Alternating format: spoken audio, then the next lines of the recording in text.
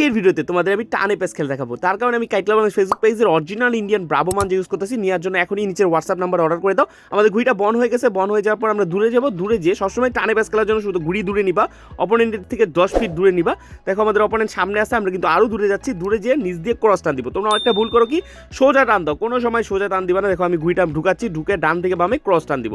একটু পাচ্ছ আমি ঢুকাচ্ছি আস্তে আস্তে, অপোনেন্টের নিচে যাচ্ছি। নিচে যেয়ে অপোনেন্ট আসলো, দেন ডানের থেকে বামে সোজা জোরে টান, লোড বাগেরটা। তো সবসময় ক্রস টান দিবা, কোনো সোজা টান দিবা না। এভাবে করে হাত দিয়ে টানার কারণ হচ্ছে আমরা ম্যাটেল নাটাই থেকে ভালোভাবে টানা যায় না। তার কারণ এখন আমি তোমাদের কাঠের নাটাই দিয়ে টেনে দেখাবো। টানে প্যাস খেলার জন্য ওয়ান অফ দ্য বেস্ট হচ্ছে বাঁশের নাটাই। বাঁশের নাটাইগুলো আমাদের ফেসবুক পেজ থেকে পেয়ে যাবা, বিভিন্ন বড় সাইজের। সো আমি দেখো অপোনেন্ট সামনে আসছে, সেম ওয়েতে ডান থেকে বামে করস জোরে নিচ দিয়ে ঢুকে টান দিলাম, অপোনেন্ট লোড বাগে। এইভাবে করে সিম্পলি কিছু টেকনিক খাটিয়ে অরিজিনাল নাটাই ঘুড়ি সুতা দিয়ে যে কারো ঘুড়ি কেটে ফেলতে পারবা। তো নেওয়ার জন্য আমাদের ফেসবুক পেজ কাইন্ডলি ভিজিট করে সেখান থেকে পারচেজ করে ফেলো তোমাদের পছন্দের প্রোডাক্টগুলো।